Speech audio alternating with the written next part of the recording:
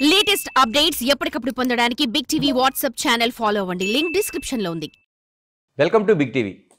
Cinema industry కోసం మంచో చెడో చెప్పాలంటే ధైర్యం చేయాల్సిందే. అలాంటి ధైర్యం చేస్తున్న వారిలో దర్శక నిర్మాత తమ్మారెడ్డి భరద్వాజ్ ఉంటారు. మనతో భరద్వాజ్ గారు ఉన్నారు. సార్ నమస్తే. సరే, ఇంటి జరుగుతున్న పరిణామాలని చూస్తున్నారు. నేనంటుంది ఎందుకు సార్ అసలు సినిమా ఇండస్ట్రీలో ఏదైనా ఒక మంచి మాట చెప్పాలంటే, అంటే అది మీరు సీనియర్గా ఉన్నారు, దర్శకుడిగా చేశారు, నాన్నగారి దగ్గర నుంచి ఇండస్ట్రీలోన ఉన్న ఫ్యామిలీ మీది, ఏమి నిన్న కాక మొన్న వచ్చింది కాదు. ఒక మాట చెప్పాలంటే ఎందుకు మీతో వాళ్ళు అంత భయపడాల్సిన అవసరం ఏంటి, అంత ధైర్యం చేయాల్సిన అవసరం ఏంటి? అసలు భయమేం లేదు, ఎవరు భయపడతారు నేను అనుకోను, కానీ మనకెందుకు వచ్చిన గొడవ అనుకుంటారు అనుకోండి. నేను అనుకోవటం భయపడతారు నేను నమ్మను. మనకెందుకు వచ్చింది లేనిపోయింది. ఇప్పుడు ఏమవుతుందంటే ఇక్కడ బిజినెస్ మనకి, నాకు ఎవరు సినిమా చేస్తారు చేయరు అనేది నాకు తెలిసిపోయింది. ఇప్పుడు చిన్నప్పుడే తెలిసిపోయింది నాకు ఎవరు సినిమాలు చేయరు అంటే. చెయ్యలేను కదా, వాళ్ళ సినిమా కోసం నేను కాంప్రమైజ్ అవ్వాలనేది నేను అనుకోలేదు. సో నేను ఎప్పుడు కాంప్రమైజ్ అవ్వలేదు కాబట్టి వాళ్ళు ఎప్పుడు కాంప్రమైజ్. అందరూ చాలా ప్రేమగా ఉంటారు నాతో, కానీ మీరు చూడండి నాతో ఎవరో సినిమా చేయలే. డైరెక్టర్లు కానీ హీరోలు కానీ ఎవరు నాతో సినిమాలు చేయరంటే వాళ్ళ వేరియస్ రీజన్స్ అయ్యి. నేను డబ్బులు ఇవ్వనా, ఇస్తాను అందరికీ మొత్తం ఫుల్ అమౌంట్ ఇస్తాను రోజులు కూడా ఉన్నాయి. వాళ్ళు చేయరు అంటే వాళ్ళకి ఎందుకు వచ్చిన తర్వాత ఏదన్నా వస్తే అనే ఫీలింగ్ ఏంటో తెలియదు వాళ్ళకి. ఏదో సార్ అసలు ఎందుకంటే ఏదో మంచి సినిమాలు చేశారు, చిరంజీవి లాంటి హీరోలతో సినిమా చేశారు. ఎందుకులే దాని మీద డిస్కషన్ ఎందుకు, కానీ దాని ఇప్పుడు కాదు పాయింట్. సో నేను లాగానే ఉంటాను, నేను మారను కాబట్టి. సో నేను లాగానే కంటిన్యూ అవుతున్నా. మిగిలిన వాళ్ళకి ఏంటంటే పలానా వాళ్ళతో పని ఉంటుంది మనకి, ఎందుకు ఏది మాట్లాడినా తప్పు అవుతుంది కదా అనేది పాయింట్. అందుకు నేను దానికి చెప్తానికి చెప్పా తప్ప వాళ్ళు డేట్లు ఇవ్వలేదు అనేది బాధ లేదు, నాకు ఇబ్బంది ఏం లేదు. అంటే 50 ఏళ్ళు అయిపోయింది ఆల్మోస్ట్, చూస్తే 40 దాటింది. 40 ఏళ్ళ నుంచి నడిపిస్తాను ఉన్నాం. సో వాళ్ళు సపోర్ట్ చేసినా చేయకపోయినా సపోర్ట్ చేశారు. ఇండస్ట్రీ నన్ను సపోర్ట్ చేసింది ఇంతకాలం, లేకపోతే నేను ఉండేవాడిని కాదు. అంతే కదా. నాకు సినిమాలు చేశారా చేయలేదనేది పక్కన పెడితే, బట్ అదర్వైజ్ నాకు ఫుల్ సపోర్ట్గా ఉన్నారు అందరూ, మోరల్గాను ఫిజికల్గాను సపోర్ట్గా ఉన్నారు అందరూ. సార్ బెనిఫిషియల్ కావచ్చు, లేకపోతే ప్రీమిన్షియల్ కావచ్చు, కొత్త ఏమి కాదు, అసలు చాలా కాలం నుంచి నడుస్తుంది. ఇప్పుడు తమ్మారెడ్డి భరద్వాజ్ గారు ఎందుకు పాయింట్అవుట్ చేస్తున్నారు, ఎందుకు దాన్ని ఒక వే కరెక్ట్ కాదని ఎందుకు చెప్పగలుగుతున్నారు? అంటే నేను ఇప్పుడు చెప్పట్లేదు, మొదటి నుంచి చెప్తున్నా. నేను ఎప్పుడూ అసలు మామూలుగా అసలు ఈ లేకుండా బ్లాక్లో అమ్మే రోజుల నుంచి చెప్తున్నా. మిడ్ నైట్ షోలు వేసి బ్లాక్లో అమ్మేవారు టికెట్లు, అప్పుడు నేను చెప్తున్నా ఇది పద్ధతి కాదు, వేయకూడదు. ఎందుకు రేట్లు పెంచుతారు మీరు, ఎందుకు బర్డెన్ చేస్తున్నారు, ఫ్యాన్స్ కదా వచ్చేది, వాళ్ళ మీద బర్డెన్ చేయొచ్చు. నేను దగ్గర 20 సంవత్సరాల నుంచి చెప్తాను ఈ మాట, నేను కొత్తగా చెప్పింది ఏం కాదు. ఇప్పుడు వచ్చేటప్పటికి ఈ గొడవ అయినాక నేను మళ్ళీ చెప్పాను కాబట్టి మళ్ళీ ఇప్పుడు ఇష్యూ చేశారు. ఈ మధ్యకాలంలో మీరు మర్చిపోయి ఉంటారు, మళ్ళీ నేను కనపడేసరికి మీరు గుర్తు చేసుకుని ఉంటారు అంతే తప్ప నేను కొత్తగా చెప్పింది కాదు. అంటే ఆ బెనిఫిషియల్ వల్ల బెనిఫిట్ ఎవరికి జరుగుతుందని మీరు బెనిఫిట్ కోసం చేస్తాము జనరల్గా. ఇది ఎవరికి బెనిఫిట్ అనేది ఎవరికి తెలియదు. డైరెక్ట్గా ప్రొడ్యూసర్కి వస్తుంది, ప్రొడ్యూసర్ ఎవరికి వస్తుంది, ఇంటర్న్ ప్రొడ్యూసర్ దేని మీద ఖర్చు పెట్టింది.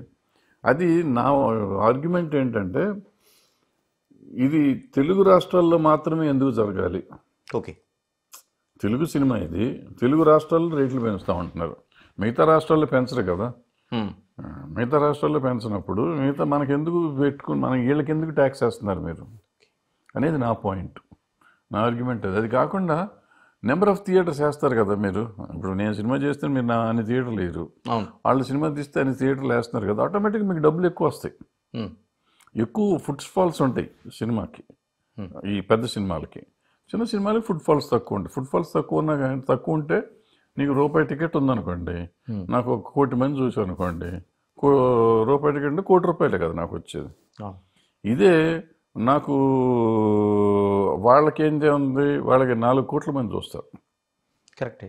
అదే టైంలో నాకు 1 కోటి మంది చూసిన టైంలో వాళ్ళకి 4 కోట్లు 5 కోట్లు 10 కోట్లు కూడా చూడవచ్చు. సో 4 కోట్లు 5 కోట్లు 10 కోట్లు వెళ్తుంది వాళ్ళకి రెవెన్యూ. సో ఇంకా నీకు తేడా ఏంటి, ఇంకెందుకు పెంచుకుని తెచ్చుకుందామని ఎందుకు అనుకుంటున్నావు నువ్వు అనేది నా ఆర్గ్యుమెంట్. అంటే సినిమా వ్యయం పెరిగిపోతుంది, మాకు కాస్ట్ పెరుగుతుంది, 10 కోట్లు వస్తుందిగా, అంటే ఇంకా పెరుగుతుంది, మాకు అసలు రెమ్యునేషన్స్ వాటి ఇవ్వడంలో భారీ బడ్జెట్తో తీస్తున్నాం కాబట్టి. కరెక్టే, నేను కాదంటలా, దీన్ని కాదంటలా. మీకు 1200 థియేటర్లు 13,000 థియేటర్లు వేస్తే వస్తుంది కదా రెవెన్యూ, నీకు రేటు ప్రకారం వస్తుంది కదా రెవెన్యూ.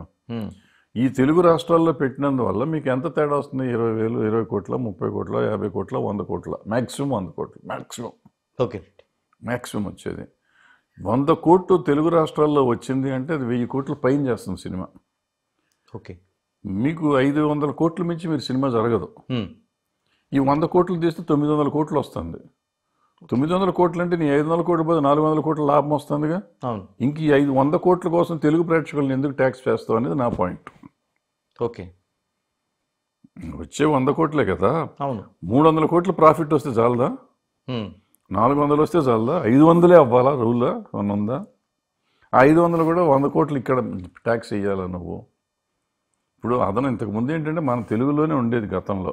ఇప్పుడు మనకి హిందీ అయింది, డబ్బింగ్ అయింది, తమిళ్ అయింది, మలయాళం అయింది, కన్నడం అయింది, ఓవర్సీస్ వచ్చింది. చచ్చినంత స్పాన్ పెరిగింది. ఇదే ప్రపంచం అంతా ఆడుతున్నప్పుడు నీకు డబ్బులు వస్తున్నాయి కదా. ఇంకా ఎందుకు ఈ 100 కోట్ల కక్కుర్తి అనేది నా పాయింట్. అది కూడా తెలుగు ప్రజల మీద ఎందుకు వేయాల్సిన అవసరం? అది ఇక్కడే మనం ప్రేక్షకుల్ని ఆదరించే ప్రేక్షకులు, నీ ఫ్యాన్స్ వీళ్ళ మీద పడతాను. వాళ్ళే కదా 10 సార్లు చూసేది. అవును సార్. రెమ్యునేషన్ కోసం చాలా వరకు గతం నుంచి కూడా చర్చలు జరుగుతూ ఉన్నాయి. అంటే అది ఒక పోటీలాగా, అంటే తీసుకునేది రెమ్యునేషన్ లాగా కాకుండా వాళ్ళెంత తీసుకున్నారు మేమెంత తీసుకోవాలంత ఒక పోటీ జరుగుతూ ఉంది. తీసుకున్నారు, వాళ్ళ సినిమాలు సేల్ అవుతున్నాయి కాబట్టి తీసుకుంటున్నారు. ఆ తీసుకున్నాక మళ్ళీ దీనికోసం ప్రయత్నం చేయొద్దు అంటాను నేను. ఓకే. మరి బెనిఫిషియల్ అని దాని జనాన్ని మీద ట్యాక్స్లు వేయొద్దు అంటాను నేను. తీసుకోండి, నేను అప్పుడైనా ప్రాఫిట్లోనే ఉంటారు కదా. అంటే ఒక రేస్ దాంట్లో 25% ఆఫ్ ది రెవెన్యూ తీసేసుకోండి అంటున్నా. టోటల్ రెవెన్యూ, ప్రాఫిట్లో కాదు, టోటల్ రెవెన్యూలో. ఓకే. ఇప్పుడు 1000 కోట్లు చేసిన అనుకుంటా 250 కోట్లు వచ్చేస్తాను స్ట్రైట్ నీకు. 500 కోట్లు చేసిన 150 కోట్లు స్ట్రైట్ వచ్చేస్తాను. ఇట్లా పెట్టుకోండి. 100 కోట్లు చేస్తే 10 కోట్లు హీరోకి వచ్చేస్తుంది స్ట్రైట్గా. 25 కోట్లు సారీ అట్లా తీసుకోండి, శుభ్రంగా తీసేసుకోరాదా అన్నా నేను. జరిగే పనులు కాదు, ఉచిత సలహాలు పడేస్తాను. మందేమైంది, మంది కాదు కదా. ముడ్డినిది కాదు కాబట్టి కాశీ దాకా దాకమన్నారంట. మనం ఏదైనా చెప్పొచ్చు, వాళ్ళకి తెలుస్తుంది వాళ్ళ కష్టం ఏంటో. అంటే కదా సార్, ఒకప్పుడు 100 రోజులు ఆడిందా, లేకపోతే 200 రోజులు ఆడిందా, 350 రోజులు ఆడిందా అనేది ఒక పెద్ద ఇది ఉండేది. ఇప్పుడు అలా కాకుండా ఎన్ని కోట్ల రూపాయలు రెమ్యునేషన్ తీసుకుంటున్నారు, ఒక రేస్ జరుగుతుంది. ఇది ఇండస్ట్రీలో ఒక ఆరోగ్యకరమైన పోటీలాగా అనుకోవాలా? లేకపోతే కాదని అదే కదా నేను చెప్పింది. నన్ను గోలంతా అదే కదా, నా బాధ అంతా అదే కదా. ఇప్పుడు మనం మంచి సినిమా, ఇప్పుడు రామారావు నాగేశ్వర గారు పోటీలు ఉండేది. నేను యాక్ట్ చేసిన సినిమా గొప్పదా, ఆయన యాక్ట్ చేసిన సినిమా గొప్పదా అని ఉండేది. 100 రోజులు ఆడింది అనేది ఫ్యాన్స్ కొట్టుకున్నా, మా ఓడు రావణాసురుడు వేసాడు చంపేశాడు అంటే, మా ఓడు ధర్మదాతలో చేశాడు, ముసలాశం వేసాడు చంపేశాడు అని వీళ్ళు, అదే విప్పరనారాయణ వేసాడు చంపేశాడు అని. ఇట్లా నాగేశ్వరరావు రామారావు ఆ పెర్ఫార్మెన్స్ల మీద పోట్లాడుకునేవారు, లేదా మ్యూజిక్ మీద పోట్లాడుకునేవారు, డ్యాన్సుల మీద పోట్లాడుకునేవారు.